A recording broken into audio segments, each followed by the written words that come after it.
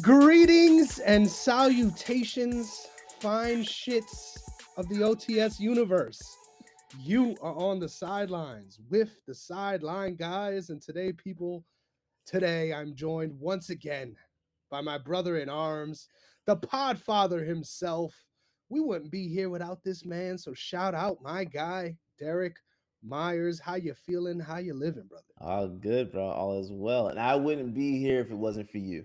Wow, look at that, right? It's reciprocal in nature. We're Yes, sir. keeping the band together, god damn it, and it's only going to keep getting better. So make sure you're following the brand at OTS Media Co. on all social media platforms, Yes, sir. OTS Media on YouTube, so you never miss all the awesome content we got coming at you guys. Let me just make this clear, right? Not one, not two, we got 4 motherfucking episodes up for the new year already, and we're going to have another 2 this week. So we're Yeah. coming at you with some hot fire. Make sure you're keeping up and Yeah. And I showing don't I showing don't the love, know. doing your part. What was that, Derrick? Yeah, I don't know if people truly understand now. Like this year we updated the format of the show. So now we're breaking the sports up different episodes. So if you really just want to listen to us discuss basketball, you can listen to those episodes.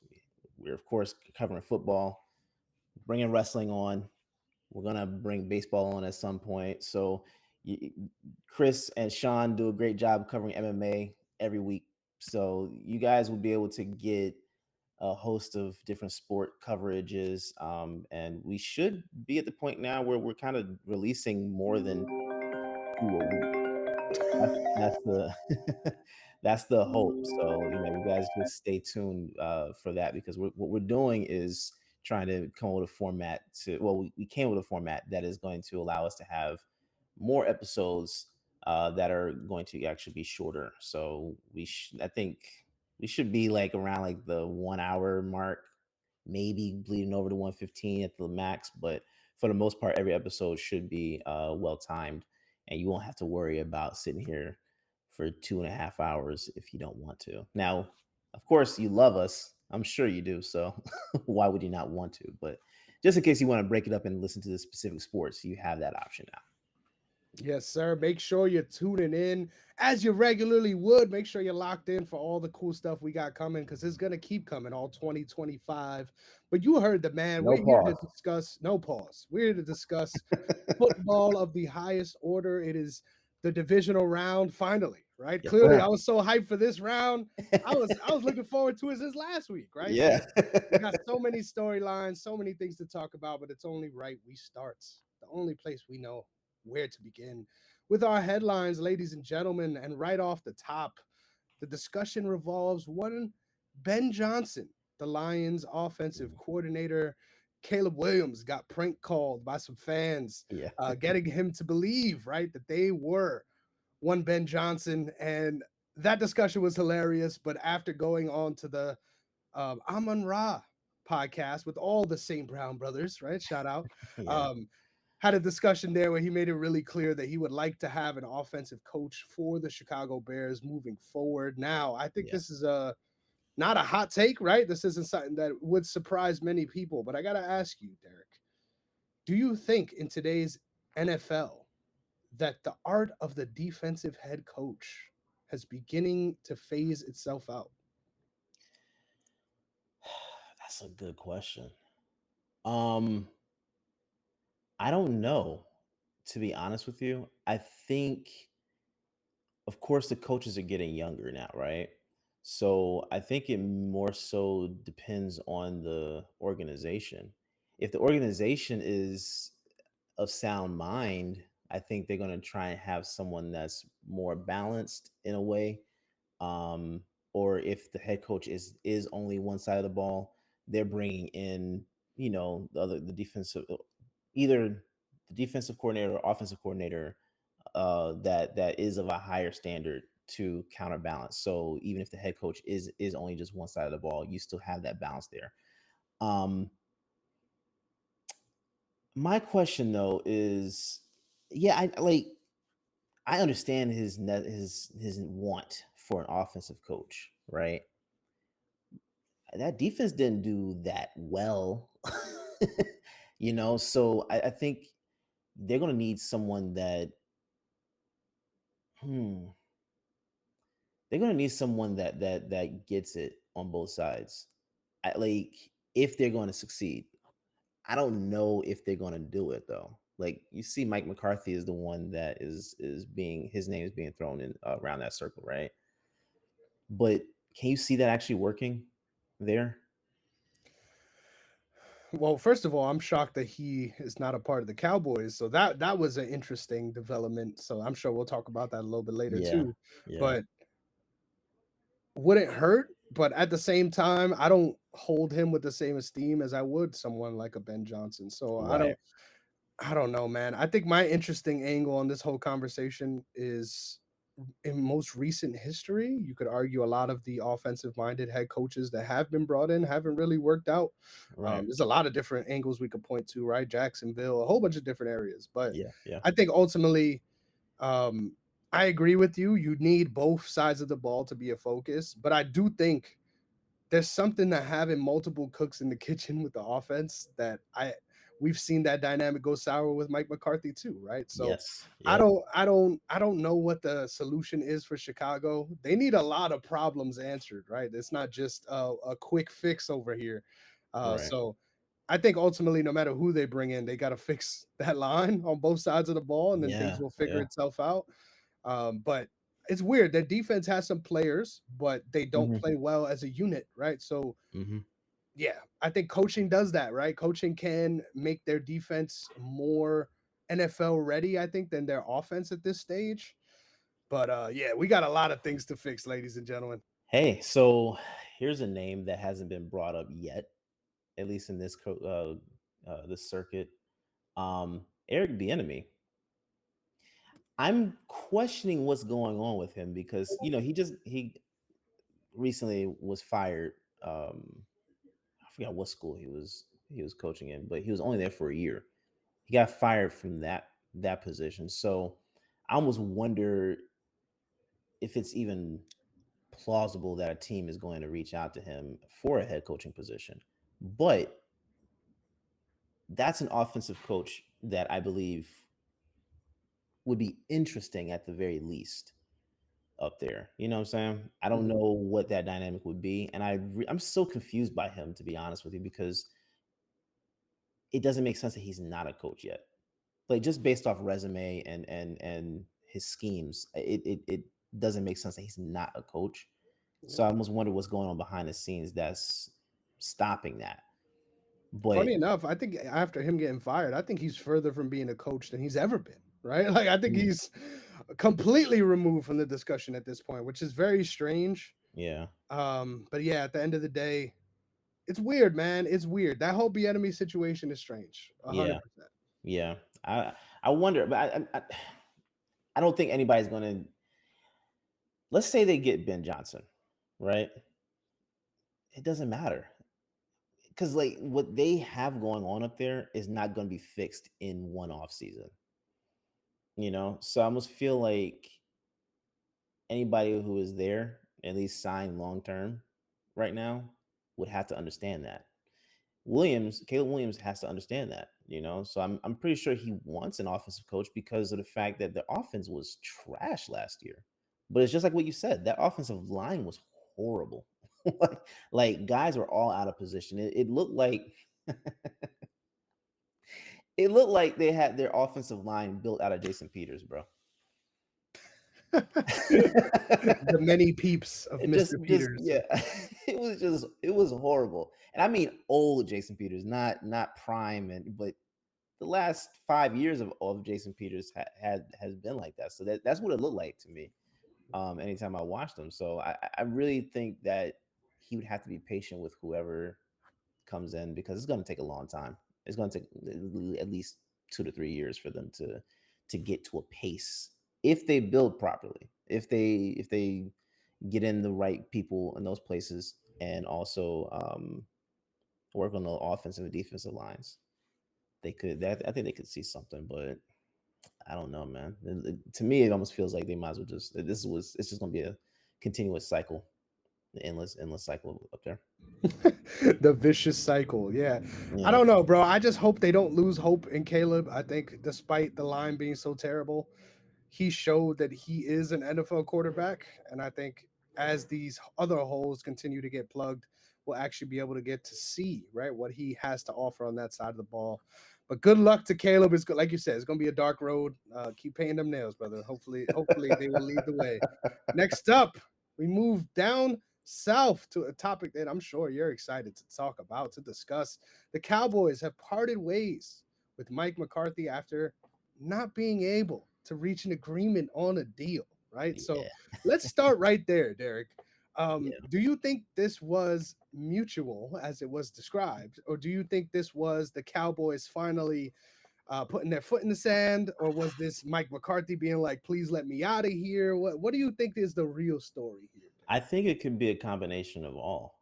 Like, right? I think it could be that he wanted out of there, but I also think it could be a thing of like the Cowboys finally just looking at themselves in the mirror and saying like we haven't done anything.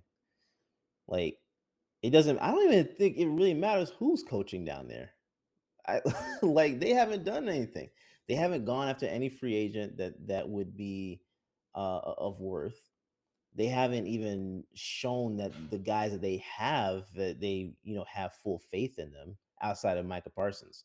So I really don't know what it is that anybody is really expecting from them. But yeah, I think it could be a combination of everything. I think it could be a combination of everything. yeah, it's a strange.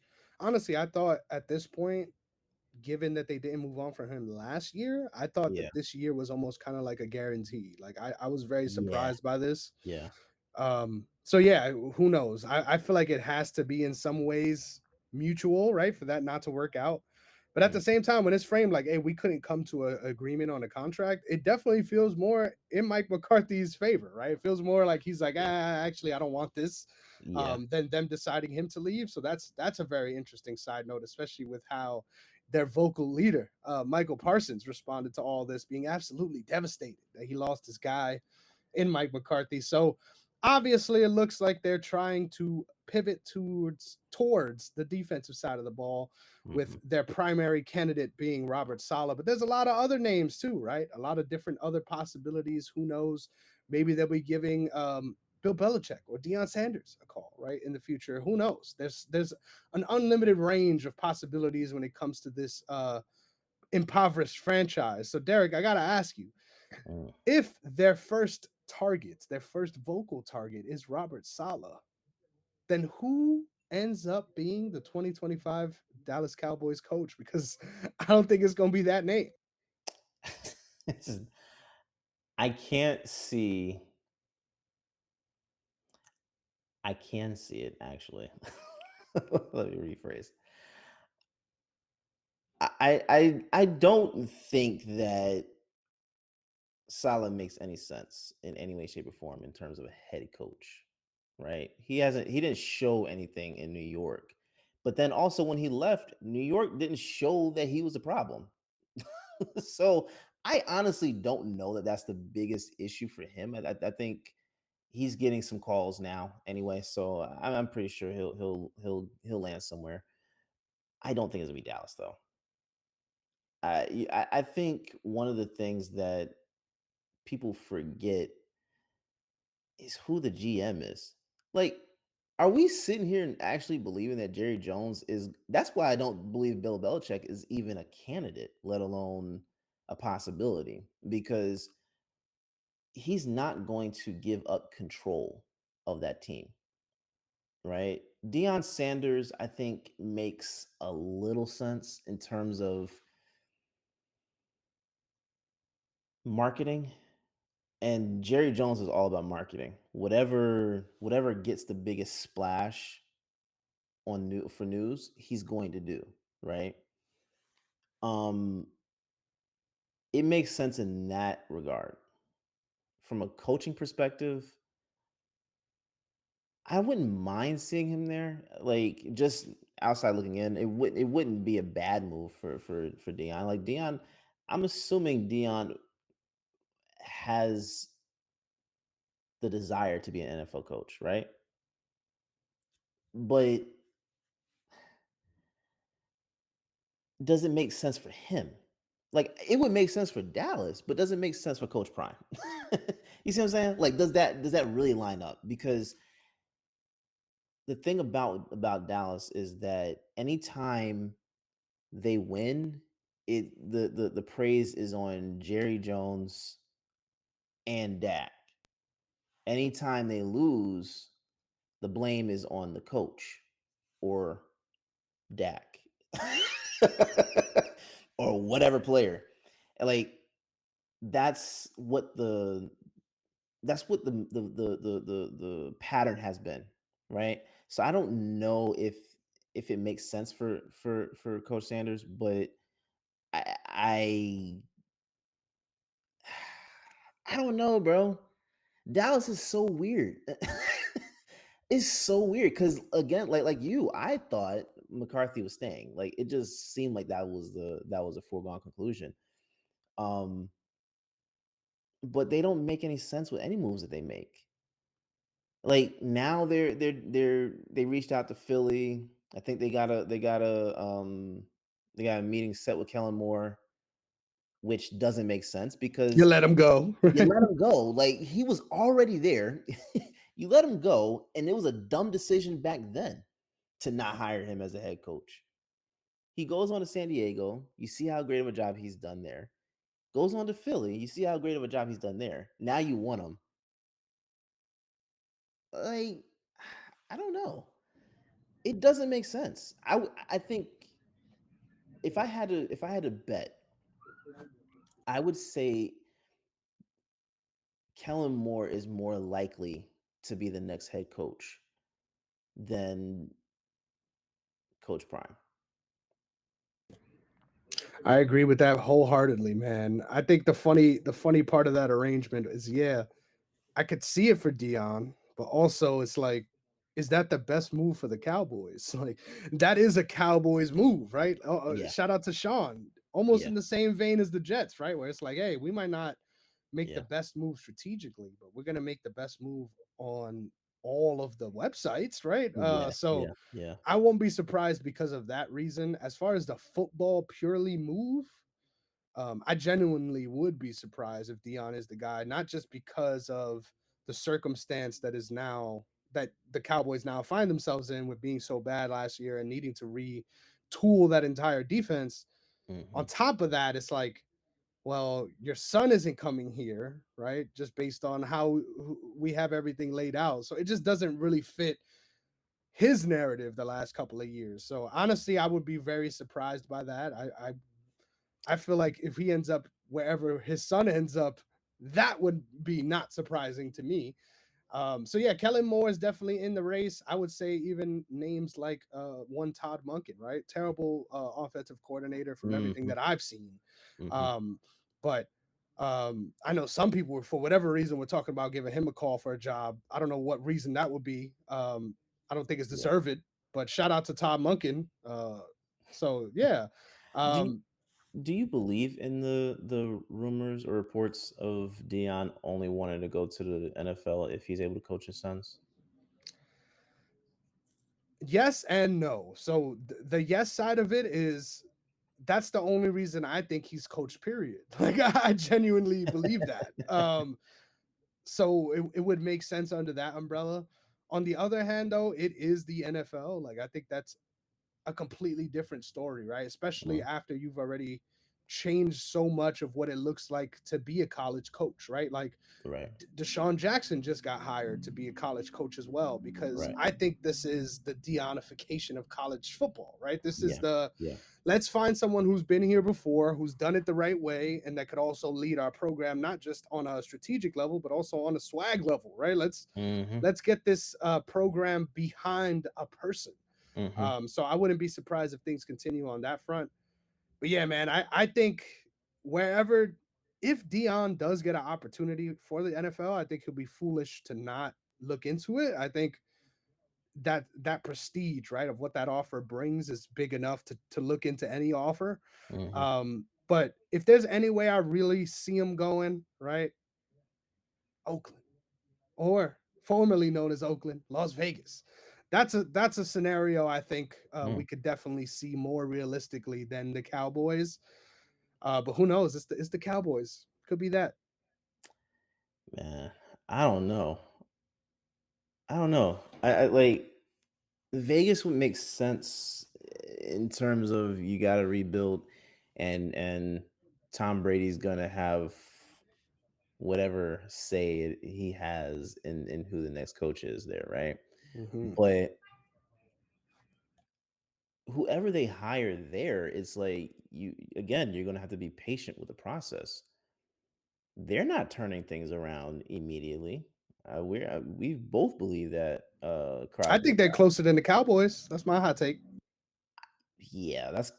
That's actually not a hot take. I think that makes a lot of sense. Like, they actually at least do some stuff during the off season to make some things happen. Um, but I do believe that they're about to lose their only what main guy right now. So I don't even know if it makes sense for him to go there either because unless he's okay with just that rebuild, you know. Um I don't know. There's a lot of moving pieces with that, man. So That's gun to our heads. yeah. I'm saying the coach of the Dallas Cowboys is one. Hear me out. Riverboat Ron Rivera. Right? Hey, Gotta that'd be come hilarious. out of left field for that one. So who you got? That'd be hilarious, man. Hey, why not? Why not? Bring in Doug Peterson as your offense coordinator too. Why not? Let's just go crazy. Let's go crazy. I'm all for it. I'm So all who for it. does it? Who's coaching the Cowboys come 2025? Gun to your head, Derrick. Mm, I think I'm gonna stick with Kellen Moore. I like. Uh, Truth be told, I want him to stay in Philly, of course, but I really don't think that the offense. Vic Fangio has made more of a difference as a coordinator this year than Kellen Moore has.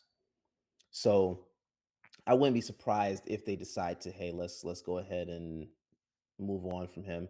Even though I really like, I hate saying this too because this would be another year of Jalen Hurts having a different coordinator.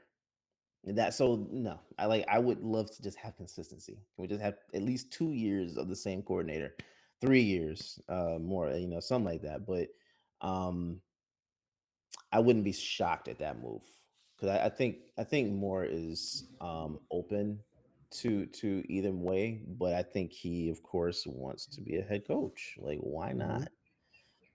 There's already familiarity there. And I think that because he's familiar with Dallas, it's likely going to be something where he won't be able to turn it down. Yep. But watch how bad they're going to be. Yeah, I was about to say, as far as Doesn't matter. football moves go, I'm a fan of that in every way possible, except for the idea that a leader of men's gonna be named Kellen. Right. But besides all that, we got it all figured out, ladies and gentlemen. So All good right. luck to the And Cowboys in their search. Go ahead, Derek. and one thing, their draft number is at 12 this year. So even if you went and got Sanders to be your next coach, right? If they were to target Shador, which I don't think they would, Yeah. what do you think they would have to give up to move from 12 to top three? You know what's so funny? My once again, come draft night, this might not be a hot take. I don't think any quarterback should be drafted in the top 10, let alone top five. Okay. So I think there might be a world where we end up in a scenario where they can find him at that 12th pick. Mhm, Now, as far as needs, though, right? This is a quarterback needy league at the mhm, moment. So that might change some things. But I think whoever goes quarterback within the top 10 picks is reaching. Like, let's make that very clear. So mhm. if it isn't in play, yeah, I don't think you have enough assets to fuck around and make a trade like that. So I agree. That's why the Las Vegas picture makes a lot more sense. Yeah, I mean, you got Cleveland at 2, New York at 3. But you're right. New England, Drake May, Jacksonville, Trevor Lawrence. T Law. Vegas is right there, so that would make sense. Um, but yeah, outside of that, New York, the Jets. But the Jets, Hey, New Jersey, get it yes. right. Oh yeah, my bad, my bad. Sorry. I think you're right. I think you're right. It could be a stretch. It could be a stretch because everybody in the top 10 needs everything. For real. Like they Heavy on need that. everything. Yeah. Um, but yeah, quarterback might not be going. So Hey, good luck to the Cowboys in their pursuit, but this is going to be hilarious no matter how it shakes out. So I'm sure we'll yeah. have some updates in the next couple of weeks. Next up, the Patriots have hired one Mike Vrabel to be their head coach. Now, we discussed the firing of Gerard Mayo last week, and obviously Mm, the taste it left in our mouths, and it wasn't a good one. nah, So I'll start there, right? I think yeah. ultimately this is probably best case scenario, right? You're getting someone who understands the quote unquote patriot way, if there ever was a thing, someone that played for the organization, right? Has inside routes into how things once went on there, but also has been super successful at this level, coaching a team that is unrelated, right? I think his time Mhm. with Tennessee doesn't get the credit he deserves, in my opinion, because Right. although he was never able to make it past that hump, I think organizationally he always had his guys in the right position to win, and also had that defense on a level that we haven't seen the last couple years. So Hmm. I'm a fan of this hiring, but I also am a little wary. Right, there is still a lot of things that needs to be answered here, and once again, the trend has not been, besides guys like Mike McDonald, that we go defensive head coach at this stage any longer. Now, as Hmm. far as the Patriots' current roster, I think this fits their situation the best. I think offensively they have a little bit more things figured out than they do defensively. Now, obviously, the front line needs to be fixed on both sides. Once again, this is a theme we're going to be discussing for a lot of Mm, these bottom of the barrel teams, but yes. as far as the move, I'm giving it my Negron stamp of approval. How do you feel, Derek? Um, I have mixed feelings with it. Like, cool. It's cool. I'm not mad at it, but I'm also kind of confused by it because if one, this is the guy you wanted all along, then why not have just gone for him last off season? You know what I'm saying? One, two. If you're trying to get away from the whole Bill Belichick uh, aura in the building, why are you getting someone that played for him? Why are you getting someone that you believe is more so aligned with him philosophically? And like none of this makes sense. I think also the fact if that was the case too, hiring Jared Mayo made no sense either. Like it's just like the moves that they've been making over the last couple of years make no sense. Um, I will say it's cool and it also does kind of make sense in terms of like you want to get the bigger name guy that's probably the best fit for you right now. So cool. Like that works. That works. Um I don't know, bro. I don't expect too much from him this year. From I don't expect much from the Patriots at all this year. But the idea that you went out for him, bro, it was a week later. A week later. Like, Less than a week. Yeah. yeah. Yeah, less than a week. Like you didn't even let this thing breathe. At least try to act like you're considering four or five other guys before hiring. Like they just went straight for it. Yeah, there was no due diligence, in my opinion. No, no, and it's just it's weird. It's weird. I'm that's the part of it where I'm confused because again, if this is the guy you just wanted all along, try to get him for last season. Yeah. Still disagree with the Gerard Mayo firing. What are you trying to accomplish here? And like you Right. said, even doing this move, I don't think in theory the idea of separating yourself from the Patriot way, I don't think that was ever like what they wanted, right? I think it's more so releasing yourself from someone that is running the whole shit, right? Right. You Right. want to have the culture without having the iron fist ruling over. I would imagine that's the idea. But yeah, I think this is some strange inroad stuff that um you would question, right?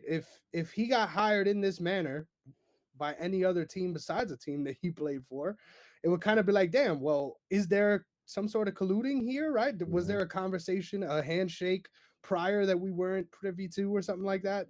I know Yeah. obviously the rules are a little bit different here with he wasn't on a team last year, so it's not like he's taken or being taken away from someone in that way. Yeah. But yeah, the suddenness of this, it seems like it was very much so like, hey, you're the guy. We're gonna put you in this spot, and then we're gonna figure this out for the next 2 years. Now, that's fine, right? In theory, but why would you do that with someone that is established when you had someone that wasn't? Like, you're gonna be bad either way. Right. Right. Right. Why would Mike Vrabel be excited about this opportunity given the situation? Like, that's another Yeah. question that needs to be eyed as well. So Yeah. I don't And doubt Mike Vrabel though, as far as his ability to turn it around. yeah. But yeah, this has to be a 2 year move, and if you fire him after this year, it's like you have no inkling of anything beyond next year, and that makes sense when you're a contender, not when you're Yeah. a contender for the number one pick. Yeah. Yeah. And I also wonder, 'cause I've been seeing this over the last like 3 days or so, the idea or notion that AJ Brown is going to be available for trade. Like, the man is under contract till I think 2027 or 29. He's not going anywhere. He's And one not going hefty anywhere. contract as well. Shout out. Yeah, like, and he just signed it. So this idea, yeah, it'd be till 20. He'll be a free agent in 29. That's what it is. So what are we like? What are we doing here? Like, I know there are fantasies of different players or whatever. He's not going to be Yo. traded. Mhm. I don't know if people truly understand that. That's not happening. He's not leaving a team that is a Super Bowl contender for the last 3 years to go to a rebuild. He left a rebuild. He got traded from one to come here. You know what I'm saying? Like, so it'd be interesting. I think Devonte Adams might be available though. That's a good shout. Yeah. Go get him. You know, but whatever, man. Whatever. Hey, I good think they luck. have some good pieces there overall. I think they have good pieces there. Yep. But the idea that Vrabel's going to just come in and just all of a sudden be the guy, there, and they think that AJ Brown's coming because of his relationship with Vrabel. Like, I like no, Yeah, that you're doesn't even make grasping at straws with that one. But yeah. imagine a world where the Patriots land Travis Hunter alongside Christian Gonzalez. Oh That's the one Lord, that I that would want be to see. amazing. That's what Yeah. I want to see, honestly. And it'll be the best for him as well. So interesting Right. times. Only time will tell. But if there's one thing I know, goddamn, them Patriots suck, and they're gonna continue to suck for a little bit Yes, sir. longer. Next up, we move on to our side note for the week. Now, this is a discussion we had near and dear to our hearts last week, but Yeah. one Jonathan Jones of CBS on NFL has furthered the discussion for us, saying that the NFL is indeed looking into changing the playoff formats. Currently, obviously, it's based upon the divisional winners, who is going to be getting the highest positions when it comes to getting a bye week and playing from home. Mm, So the discussion is now the question of whether winning percentage should be who determines what gets, wait, excuse me, what determines who gets the first round bye in the playoffs versus the divisional winners. Now, we kind of got into this a little bit last week. mhm. So I'm just going to quickly reiterate my stance before I throw it to you, Derek. Um, I like this idea in theory. I think obviously meritocracy says let's give the Vikings a chance to play that game at home, and maybe it goes a little bit differently, right? But Yeah. Mm. I am of the camp that let's make divisions stay what they are. God damn it. They are great as is. They are the only division system that actually works right now in sports. Hmm. Why fiddle with it? Let's keep things the way they are. That's just personally how I feel. Now, given that the NFL is actually looking into this, Derek, do you think a world where we have the winning percentage shift, do Hmm. you think that actually opens the door for the idea of conferences becoming null and void as well? Right? This is a completely different question than we Oh, discussed last week. snap. I didn't even think about that possibility. Because at So, that point, why not? Right? Let's just seed all these motherfuckers and figure it out. so trying to do exactly what the NBA is talking about, the 1 through 16 format for the NBA. Yes, sir. Do you That's, think that's what we're opening the doors to here? I think, yeah. Yeah, most definitely. Especially if you're talking about winning percentages. I'm not mad at the idea of looking into the winning percentage being the format, but yeah, if you take away divisions, I think you take away a lot of stuff. I mean, divisions will still be there in terms of like identity, but they won't mean anything. Yeah. They really won't. Like you take look at look at the NFC East, right? You have two teams from that division that's in there right now. I think, if I'm not mistaken, they're the only team in the league. I mean, the only division in the league that have two teams in the playoffs currently right now, right? So how would that be seated? You know what I'm saying? Like that'd be very interesting to see how that dynamic would go. Um, I think we're still above them anyway, so it is what it is. But that would be interesting to see what that would look like without conferences. And then if I don't know, man, that's weird. If you do Mhm. away with conferences, then that's going to be oh Because in my opinion, if you're gonna do away with the divisions in that way and just do it by winning percentage, then what is stopping you from doing it this way too? Like in my yeah, opinion, you might as well just go all the way. And imagining a world where we don't have a conference semis, right? It'll just be the semis. It'll just be the last four teams. And honestly, when you're thinking about a meritocratic society that we like to imagine we live in the world of sports, which this is sports entertainment, ladies and gentlemen. This is yes, far from a meritocracy. But if it was, I think that is the way to do it, right? You are the best regardless of where you play or what conference you're in. So you might as well be a part of that top four or whatever those remaining teams are. yeah, So yeah, this is interesting to me. I think if we continue down this path, that's where we're gonna end up. yeah, But ultimately, listen. Call me old school. I like the way we're doing things now. I yeah. really think the divisions are in a great spot. Why fuck around? That's just how I feel. I agree with that, and I think also if you do that, there's going to be more AFC teams in the playoffs than NFC teams, at least as Yep. currently constructed. So that would be interesting as well. But there's no bragging rights with that. Hmm. Like, there's no bragging rights with that. It's just literally if you do away with conferences. I agree with you. I agree with you. If you do away the divisions, conferences would be next. Yeah. I agree with that. That is weird to think about, though. Right. Imagine a world where we get fucking Chiefs versus the 49ers in the first round. Like that's a possibility next year. Yeah, and would you still do the wild card? Because would there even be a need for a wild card at that point? I think the wild card would just be the cutoff point for the playoff teams, right? Like the idea of the Mhm, wild card is just we have all of these X seeds. You're mhm. gonna be like the fucking 14th seed here, Yeah. but you still get a chance, right? That's the idea. Would you then introduce the idea of a play-in tournament? Oh yeah, You know what I'm saying? Emirates Cup. Why not? Why Yeah, not? like that'd be crazy, man. Because if you have the play-in and then everybody gets a mini buy, and then you figure out who the lower seeds are, Right? We that would have would got be Bengals, Broncos yeah. to find Wow. out who moves on. Right? This is more playoff football. And I think that's what okay. So hear me out. The idea that the league wants to add another week to the season, I think that would probably end up being what that would be then, right? Like they've already cut off the fourth game for preseason, cut it to 3, and then you added the 17th week. Mhm. That would end up being still 17 weeks, but then you add the play-in tournament to determine the lower seeding, and then move on to the wild card divisional conference. At this rate, though, if they're adding anything, motherfuckers, you better add a second bye week. That's how I feel. That's just But that me. that's what that would Especially if you're end up gonna being. keep making motherfuckers play on Thursday, like make a second Right. bye week. I think that's what that would end up being though. Like that could, because we're already looking at teams. I think a complaint of only of like a few teams.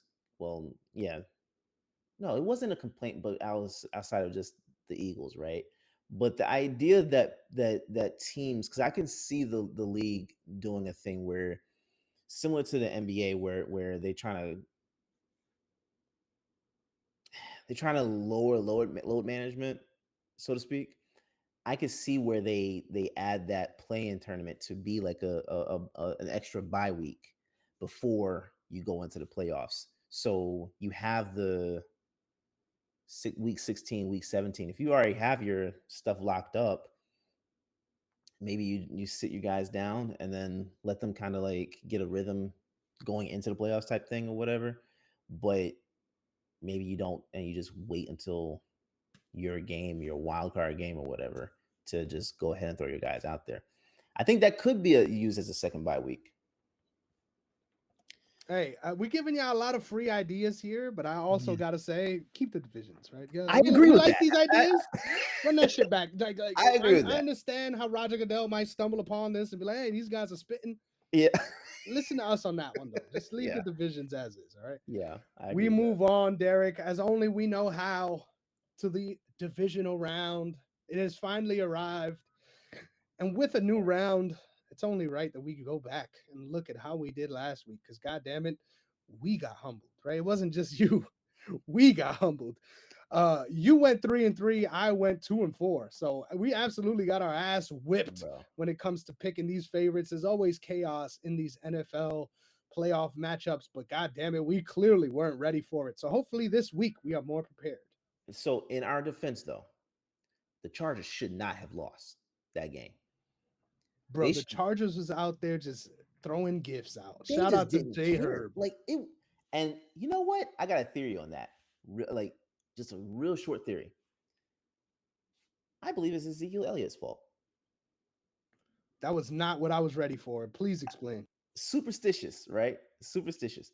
He still had the stink, that stench of Dallas on him, and got signed to the Chargers practice squad, Yep. and that's what messed up Justin Herbert. Wow. Yep, just being in that closer proximity just brought Yeah, the intoitis out of him, right? Just straight interceptions from that point forward. Yeah, that's right. Because very remember the viable. last the last former Cowboy that was there was Kellen Moore, but he had an off season in between being with Dallas to being with the Chargers. He had an off season before the games actually counted. So I don't think the stench was there anymore. It already wore off, and he was full LA at that point. Yeah, took his So showers. Yeah. yeah, yeah. Yeah. So that's my theory. I think it was Ezekiel Elliott's fault. Wow, this is 4D chess, ladies and gentlemen. I was not ready for that checkmate. Like you are right. That's the only thing that makes sense. Shout out to the Texans for actually putting something together on offense, Oof, right? that It's was just something that crazy. we could talk about as we look forward to this game, right? Shout out Nico Collins, right? A trade that I made last year. I can't believe it, right? I was able Mm. to acquire Nico Collins as well as Zay Flowers for Sam Laporta and Jared Goff. So that was awesome, right? Shout out to that Lions fan for making that one possible because all season this season, he was contacting me trying to get Nico Collins back, which is hilarious. We actually almost came to an agreement on that too, right? Which is funny, right? With Dynasty, at that point, you What just would you have gotta. given up? So it would have been I would have been giving him back, obviously Nico, to get Amon Ra and Sam Laporta back. That was the talks, and I was actually thinking about doing it, but then I was like, you know what? Let's ride out because everyone else in that Texans room got injured. So I was like, yeah, let me just hold on to this. But not a Yeah. bad move. That's either honestly, either move is not bad at all. Keeping him or trading him for ooh. Yeah. I Almost can regret not doing it now too. I also almost fleeced this guy too by dumping J.K. Dobbins off on him too right at the end of the season. So hopefully we'll make some trades next season and I'll Does he have watch something to this report show? on. Probably not, right? Okay. I could stay confident. Shout out my guy Gazzy Fresh though. You love to see it. Hopefully I'll see you on them trade boards real soon. But Yeah. we have a matchup. God damn it, the Chiefs are coming off of their bye week, looking to return to form against the Texans here. Mm, Derek, this is a weird ass game for me, right? I Because know. the fact that this is in the first game, like this is the first game of the weekend, I think Yeah. does not bode well for the Chiefs. I think Yeah. all the momentum, if it is anywhere, is on the Texans side. Now, as far as what the Chiefs need to be successful, I think they're in a good position to win this game. I think ultimately they're going to get pressure on CJ Stroud, and it's going to be up Mm, to him to continue to make good decisions. I think Joe Mixon can absolutely tear up this Chiefs defense if he gets going early. But once again, it's all dependent on the complexion of the game, right? mm, Joe Mixon didn't really get going last week, but when he did, god damn it, he sealed the game. So yeah.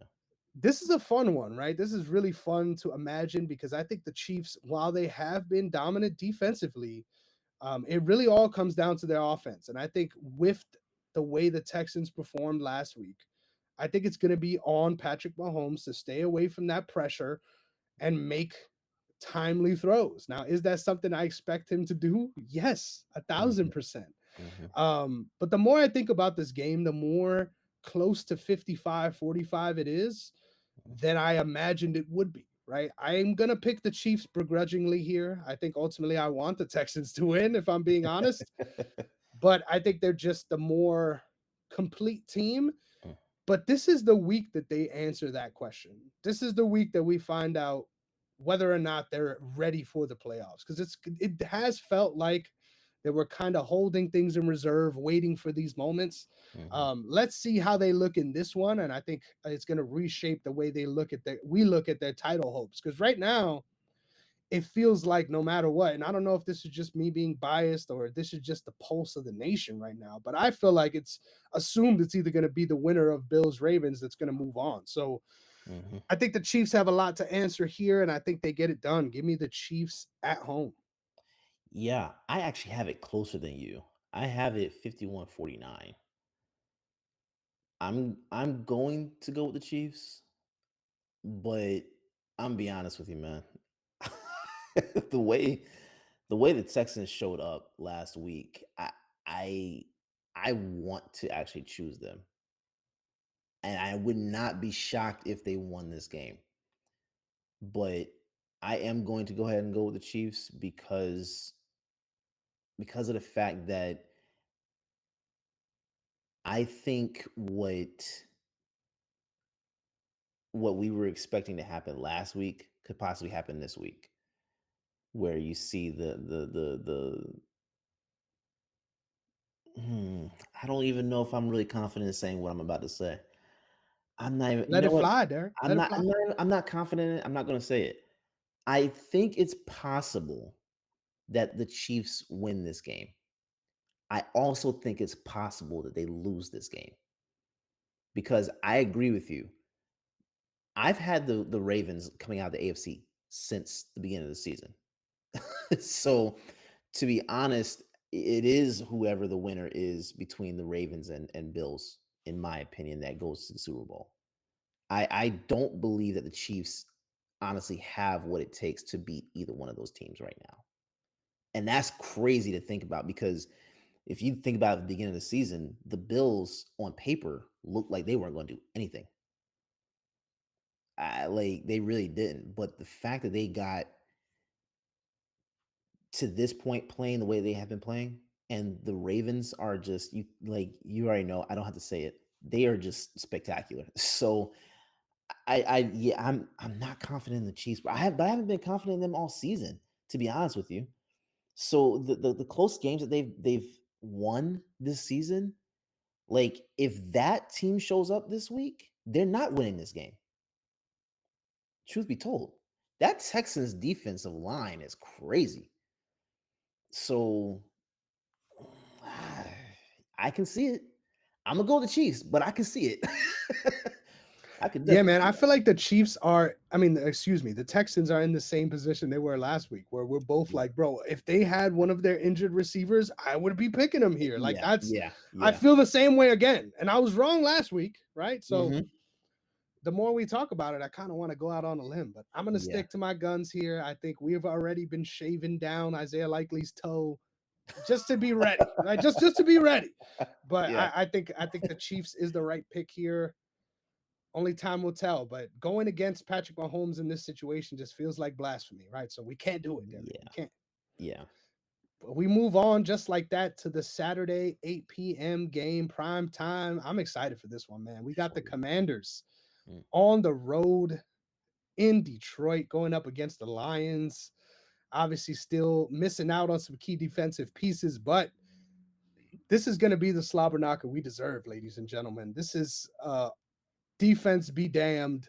yeah. Let's go out there and slang that thing. No pause. Derek, I'm gonna let you lead the dance on this one because there's a lot to discuss from the Washington Commanders last week, let alone this week. So, Derek, Yeah. let's get your Nostradamus shoes on, right? Mm. What about last week gives you confidence that the Commanders can make an upset here against Detroit?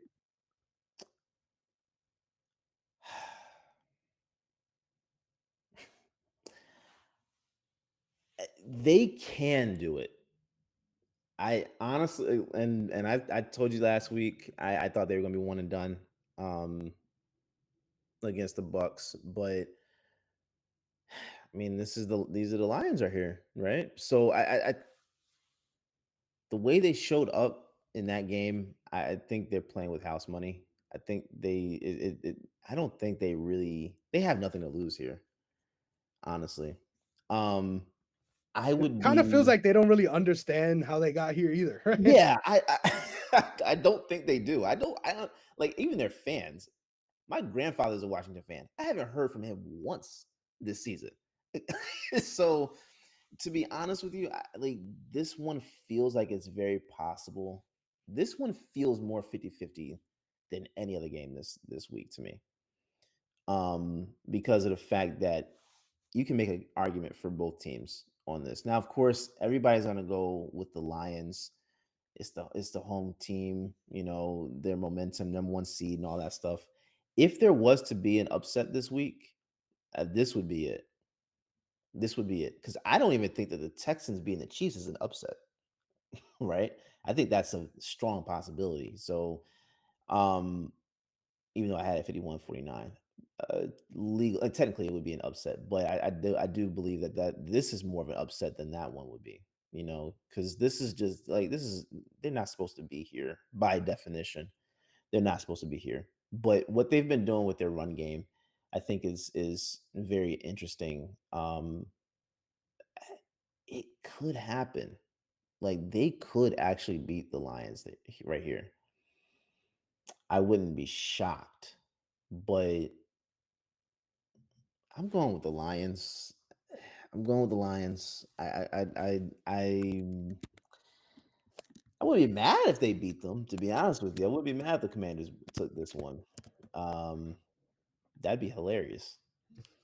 But yeah, I'm gonna go with the Lions with this one. I think they get this one. Shout out to Bobby Wagner, absolutely changing the culture defensively for this Yes. Commanders team single handedly. It feels Yeah. like Yeah. most Yeah. nights, but yeah, this is going to be a tough one. I think the Lions defense has come far enough that this game doesn't feel 50-50 to me at least. Mhm. I feel pretty confident that the Lions almost kind of look at this like a second bye. No disrespect, but it's kind of like, hey, Yeah. we get to relax a little bit here. And that's what you get when you win the number one seed, right? You get to Mm. play the lowest seeded team. And that's the positions they find themselves here. Now, if the Lions were fully healthy, I would feel a lot better about this, especially Mhm. with David Montgomery out. This game becomes a little bit more even. But no matter how I look No, at it, though, I just think he's Jameer back. Gibbs, no way, this week? He's back. From That's what I awesome saw, news for he's them. supposed to be coming back. Yeah. That's awesome news for them. So I think no matter who's out there, they're gonna absolutely cook on the ground. I think the Commanders are particularly vulnerable in that way. Shout out Bucky Irvin, just absolute eating last week. I Yeah, think he was. whoever's out there is gonna be eating this week too. And I think the Commanders, while they have that spark, right, to get things done at a moment's notice, it feels like I just feel like the Lions defense, especially guys like Deion Branch in the secondary, are just too solid. Like I Yeah, think yeah, a yeah. lot of those game changing plays are going to be taken away. It is going to be forced into a knock them down, drag them out kind of war. And I like the Lions' ability to run the ball in those scenarios way better than I like the Commanders to stop them. That's kind of just Mhm. the easy way I look at this. Now, if we want to get more deep into it, once again, we've already discussed this last week, and god damn it, I feel the same way this week. If this is a one score game going into the last 5 minutes, I might live bet the Commanders, right? I might just say fuck it because I think they are on that kind of a run, and I think Jaden Daniels' ability to make plays to close out the game cannot be denied any longer, right? If you're still being delusional, wake up, god damn it. Mm.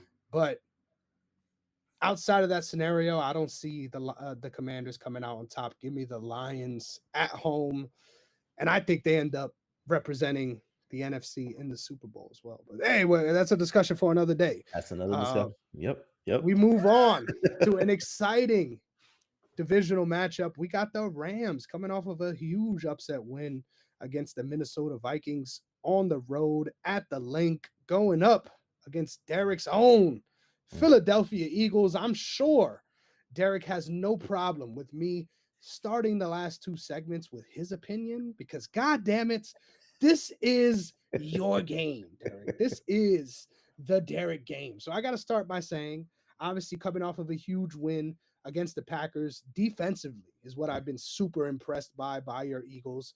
But offensively is where you guys need to get it done this week, right? Shout out to the Rams front four. Those guys are probably the best young pass rush in the league, right? Just getting things done. Brandon Fisk, Jada Verse, all those guys getting things done for the Rams. It's going to come down to the Eagles executing on offense. Derek, how do the Eagles get it done? The same way they got it done earlier this season. Bro. And look, let me just make this clear. I think the argument of the Eagles, Jalen Hurts mainly, um, of everybody trying to get him to be something that they want him to be is crazy. Hey, all right.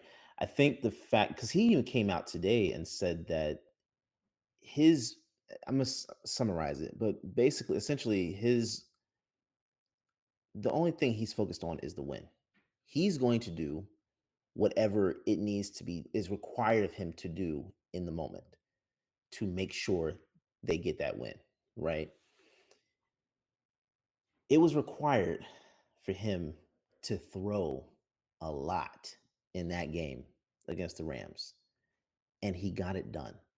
I'm gonna be honest with you, bro. I think this narrative that he's not one of the top QBs in the league is crazy, mainly from the fact that when you see that he is not the reason why losses happen, for the most part, like you can probably point to like maybe two or three over the last couple of years where you're saying like it was on Jalen, right?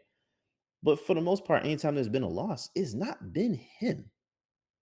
It's been a lot of things at once, but it's not. It's you're not pointing at Hurts.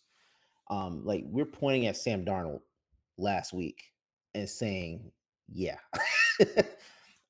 That's not the case with him, and I believe that also in that game we won 37-20. I believe. I think that was a score.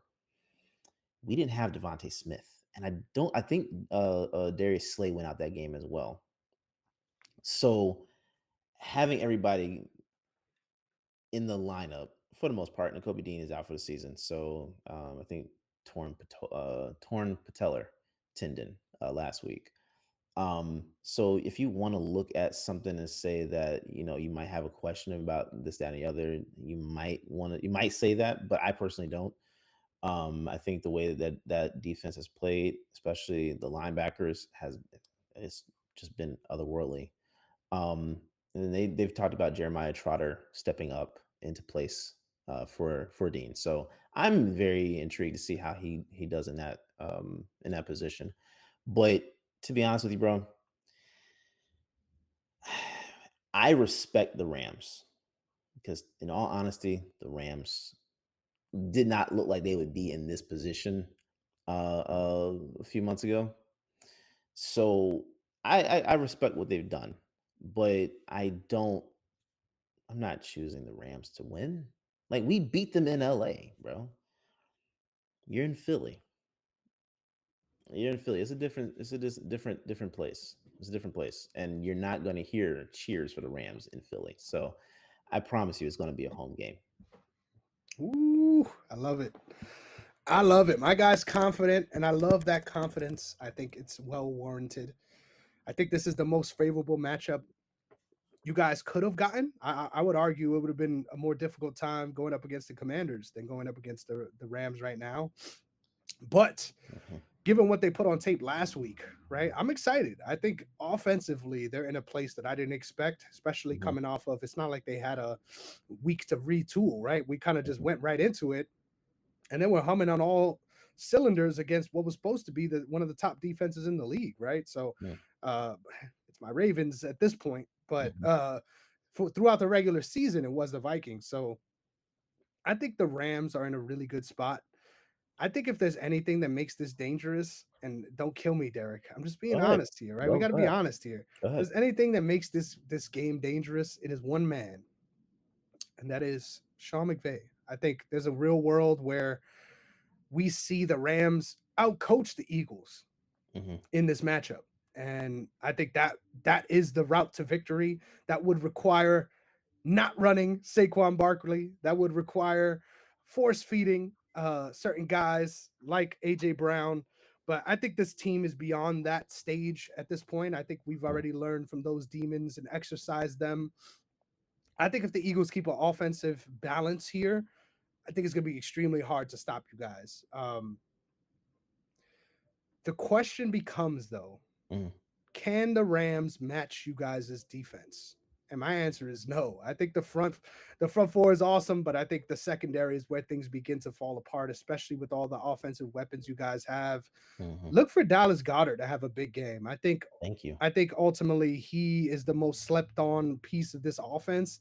And you Mm. could argue probably the biggest game changer, right? Because he's getting those one-on-ones no matter what. So Yes. and he has the ups to get over a lot of those smaller corners too. So Yeah.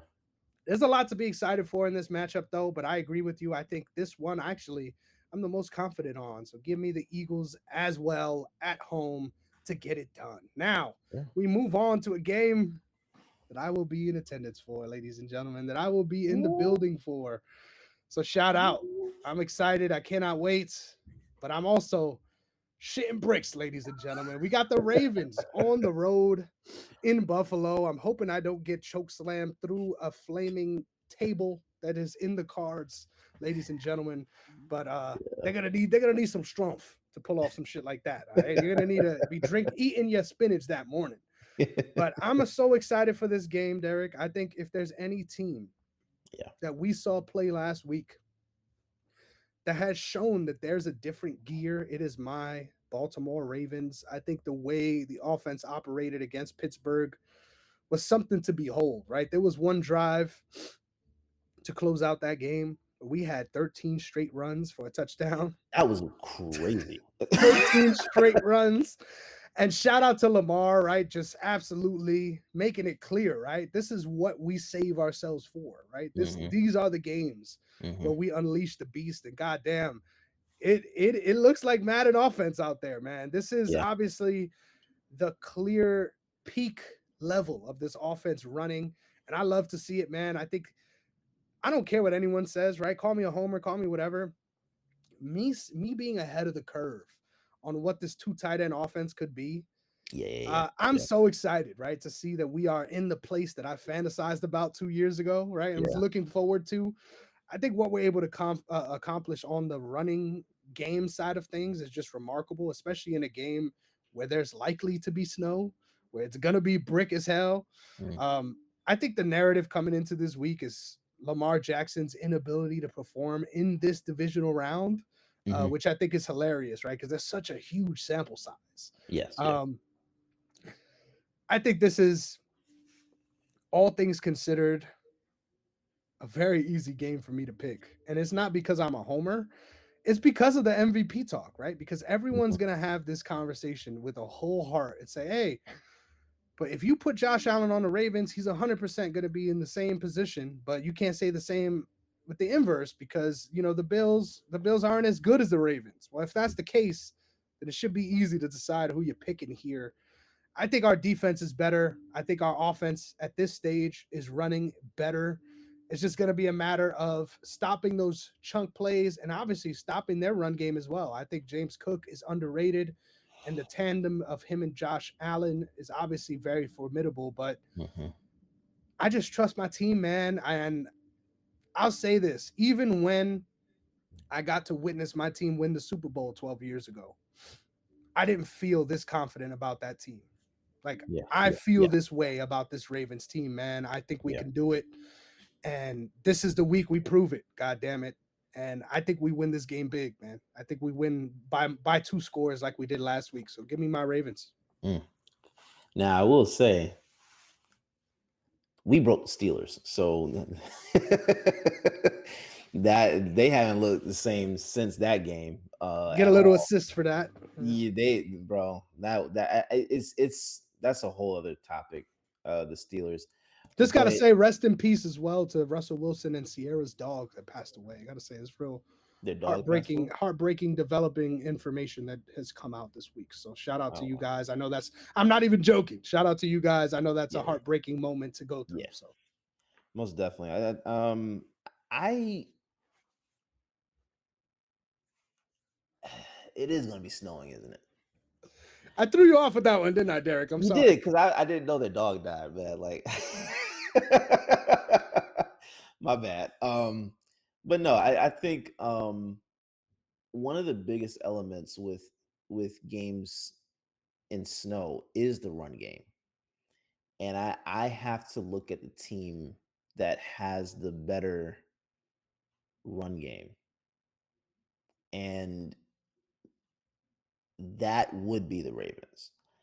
So this one's crazy because our OTS family is at war this week, right? Like, are you gonna see Jonathan while you're there, bro? I would love to. I haven't spoken to him about it just Okay, yet, but I would love to. okay, yeah, y'all need to meet up. That'd be hilarious. I have to look at that, but I can't ignore how well James Cook has been running the ball this year. Um, and that's actually the element that I am extremely excited about for the Bills. Um, because for the last couple of years that run game has been atrocious. You know, I'm going to choose the Ravens here. I'm going to choose the Ravens here. I don't think I think it's going to be a lot closer though. I do believe that um I do believe that a lot of stuff will happen in the passing game for both teams. So this one, especially with the snow. So if that's the case, then I think that it's going to be a closer game. But hmm, you can't ignore the run game. You just can't ignore it, especially in snow games. So yeah, Jonathan, Angel, Matt, I am so sorry. I don't want the pain for them, right? Because I truly believe the Bills and Ravens are going to be the top of the conference for the next 3 years. Like, I would not be surprised if we see this AFC matchup to determine who's going to the Super Bowl multiple times in the next couple of years. So I just think right now you can't ignore the Ravens, and I chose them to play in the Super Bowl against the Eagles this year. So I'm going to stick with my prediction. I believe the Ravens move on, but this is going to be an exciting game to see. And Man, I hope I see you guys on TV, man. I really do. I really do. You ready for all that? I know you're used to the snow and all that, but you ready for that environment, the snow with Bills Mafia? Like, I don't know if that's. Are you prepared for that? Dude, not at all. Like I already said, I'm shook. Like I don't know how it's gonna go. Yeah. If all things are as it is right now, I'm probably going to be either with one person or by myself. So all the Oh, smoke, right? But okay. Okay. if the person that's supposed to be coming with me does come, at least I won't be the only Ravens fan, right? At least Okay. I have another Ravens fan with me. Okay. But yeah, I'm nervous for the atmosphere. Obviously, I'm not gonna get into no dumb shit. I'm just excited to feel that energy, right? I've Yeah. never been to a football game, period. So to be at that level, the highest level, it's gonna be wild, bro. It's gonna be exciting. I'm looking forward to it. But I do gotta say, right? Let's do some math real quick, Derek. Mm, So the first time my Ravens won a Super Bowl, it was a total of 25 years ago. And now this is yeah. important because 12 years after we won that Super Bowl, we won our second Super Bowl. Now, Okay. Okay. this year, Derek, it is 12 Okay. years later. Okay. And now there's one thing that ties this all together with a beautiful bow, right? Joe Flacco, and before that, our quarterback, I believe it was Mr. Trent Dilfer. I believe I got that correct, but we'll move on. Our quarterbacks, when we won these Super Bowls, were 28 years old. Derek, can I ask you, do you know how old Lamar Jackson is? Get the hell out of here. Yes, sir. 28 years old. Wow. So if it's all in the math and the proof is in the pudding, ladies and gentlemen, this is the year we're gonna get it done again. Let's fucking ride, baby. Man, and I hate to be the eraser, bro. We're gonna erase all that equation, bro. Dude, you know what's so funny too? I recently watched back the live stream of the draft, the NFL fantasy football draft that I won, Yeah. and they made us pick our Super Bowl prediction as well. And I was like, you know what? Fuck it. Shout out my guy Derrick. We're doing it. Give me Ravens Eagles. And now every time I think about it, I'm like, hey, Eagles might be the team I don't want to play. So Yeah. that should be fun and interesting to look forward to for sure. Yes, sir. Yes, sir. Derek, just like that, we have completed a whole round again. Our week is done and we get to look forward to the playoff games. Is there anything you want to say to the people on the way out before we get out of here? Hey, man. Just want to thank you guys for riding with us. I think this year is just going to be even bigger and better for the show. I think that this is just going to be uh, the the fruits of the work that we have put in over the last couple of years. I think being able to see this show evolve has made me excited and happy. Because this is something that, I mean, this was the flagship show. This is what started OTS. So I'm just excited. I don't want to get emotional and you know sentimental, but I am excited for what's to come, and I want to say this to you because I've told you this behind the scenes, but I want to say this to you on camera. Thank you for your help with elevating this show. This show was in the dumps. It had no it had no identity, and just the knowledge, but not anything that we could actually hang our hat on to stay consistent. And you coming on board, not knowing me at all, but shout out to Julio, first of all, but not knowing me and willing to come on and take this on, that takes a lot. It takes a lot for sure. So I appreciate you more than you know, and I'm glad that we're able to do this. I'm excited because a lot of stuff is about to take place for this show, and I'm excited for the audience to see it.